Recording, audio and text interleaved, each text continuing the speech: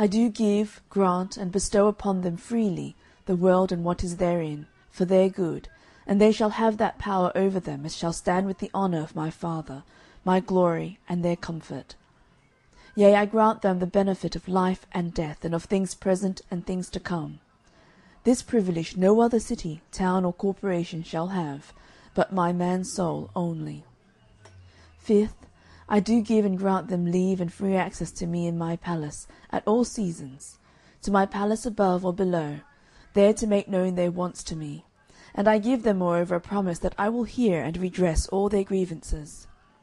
Sixth, I do give, grant to, and invest the town of Mansoul with full power and authority to seek out, take, enslave, and destroy all and all manner of Babylonians that at any time, from whensoever, shall be found straggling in or about the town of Mansoul.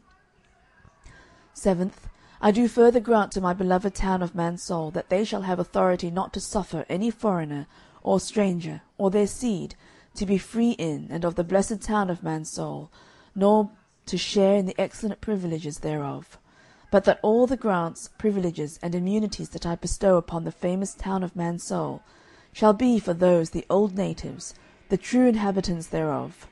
To them I say, and to their right seed after them. But all Babylonians, of what sort, birth, country, or kingdom soever, shall be debarred a share therein. So when the town of Mansoul had received at the hand of Emmanuel their gracious charter, which in itself is infinitely more large than by this lean epitome is set before you, they carried it to audience, that is, to the market-place, and there Mr. Recorder read it in the presence of all the people. This being done, it was had back to the castle gates, and there fairly engraven upon the doors thereof, and laid in letters of gold, to the end that the town of Mansoul with all the people thereof might have it always in their view, or might go where they might see what a blessed freedom their prince had bestowed upon them, that their joy might be increased in themselves, and their love renewed to their great and good Emmanuel.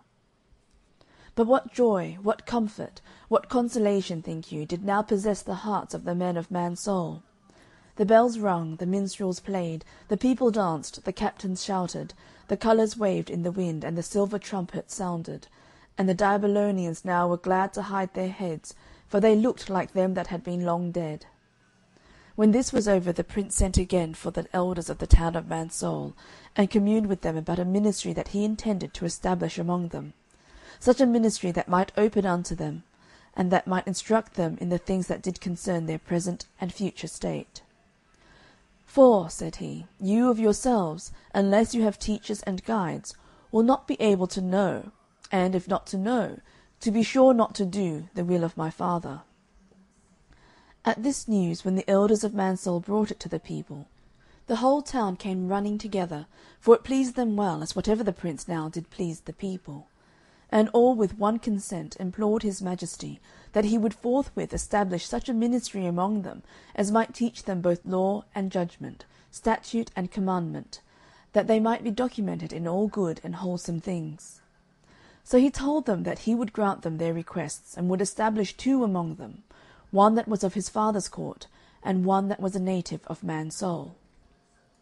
He that is from the court, said he, is a person of no less quality and dignity than my father and I, and he is the Lord Chief Secretary of my father's house, for he is, and always has been, the chief dictator of all my father's laws, a person altogether well skilled in all mysteries, and knowledge of mysteries, as is my father, or as myself is. Indeed, he is one with us in nature, and also as to loving of, and being faithful to, and in the eternal concerns of the town of Mansoul. And this is he, said the prince, that must be your chief teacher, for it is he and he only that can teach you clearly in all high and supernatural things. He and he only it is that knows the ways and methods of my father at court, nor can any like him show how the heart of my father is at all times, in all things, upon all occasions, towards Mansoul. For as no man knows the things of a man but that spirit of a man which is in him, so the things of my father knows no man but this his high and mighty secretary. Nor can any, as he, tell Mansoul how and what they shall do to keep themselves in the love of my father. He also it is that can bring lost things to your remembrance, and that can tell you the things to come. This teacher, therefore, must of necessity have the preeminence, both in your affections and judgment, before your other teacher, his personal dignity, the excellency of his teaching, also the great dexterity that he hath to help you to make and draw up petitions to my Father for your help, and to his pleasing, must lay obligations upon you to love him, fear him, and to take heed that you grieve him not. This person can put life and vigour into all he says, yea, and can also put it into your heart. This person can make seers of you, and can make you tell what shall be hereafter.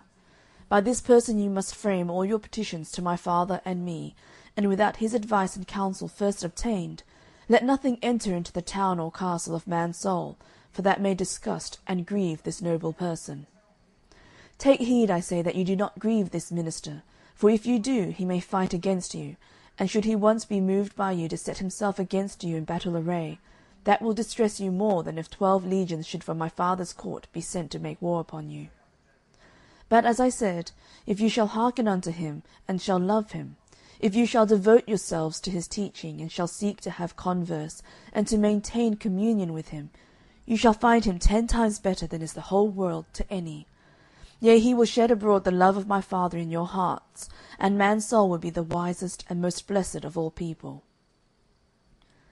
Then did the prince call unto him the old gentleman, who before had been the recorder of man's soul, Mr. Conscience by name, and told him, that forasmuch as he was well skilled in the law and government of the town of Mansoul, and was also well spoken, and could pertinently deliver to them his master's will in all terrene and domestic matters, therefore he would also make him a minister for, in, and to the goodly town of Mansoul, in all the laws, statutes, and judgments of the famous town of Mansoul. And thou must, said the prince, confine thyself to the teaching of moral virtues, to civil and natural duties, but thou must not attempt to presume to be a revealer of those high and supernatural mysteries that are kept close in the bosom of Shaddai my father. For those things knows no man, nor can any reveal them but my father's secretary only. Thou art a native of the town of Mansoul, but the Lord Secretary is a native with my father. Wherefore, as thou hast knowledge of the laws and customs of the corporation, so he of the things and will of my father. Wherefore, O Mr. Conscience, although I have made thee a minister and a preacher to the town of Mansoul, yet as to the things which the Lord Secretary knoweth and shall teach to this people, there thou must be his scholar and a learner, even as the rest of Mansoul are. Thou must therefore in all high and supernatural things go to him for information and knowledge, for though there be a spirit in man, this person's inspiration must give him understanding.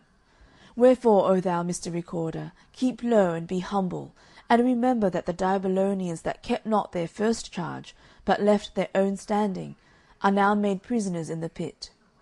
Be therefore content with thy station. I have made thee my father's viceregent on earth, in such things of which I have made mention before. And thou, take thou power to teach them to man's soul, yea, and to impose them with whips and chastisements, if they shall not willingly hearken to thy commandments. And, Mr. Recorder, because thou art old, and through many abuses made feeble, therefore I give thee leave and license to go when thou wilt to my fountain, my conduit, and there to drink freely of the blood of my grape, for my conduit doth always run wine. Thus doing thou shalt drive from thy heart and stomach all foul, gross, and hurtful humours. It will also lighten thine eyes, and will strengthen thy memory for the reception and keeping of all that the king's most noble secretary teacheth. When the prince had thus put Mr. Recorder, that once so was, into the place and office of a minister to man's soul, and the man had thankfully accepted thereof, then did Emmanuel address himself in a particular speech to the townsmen themselves. Behold, said the prince to Mansoul, my love and care towards you. I have added to all that is past this mercy, to appoint you preachers, the most noble secretary to teach you in all high and sublime mysteries, and this gentleman, pointing to Mr. Conscience, is to teach you in all things human and domestic, for therein lieth his work. He is not, by what I have said, debarred of telling to man's soul any thing that he hath heard and received at the mouth of the Lord High Secretary.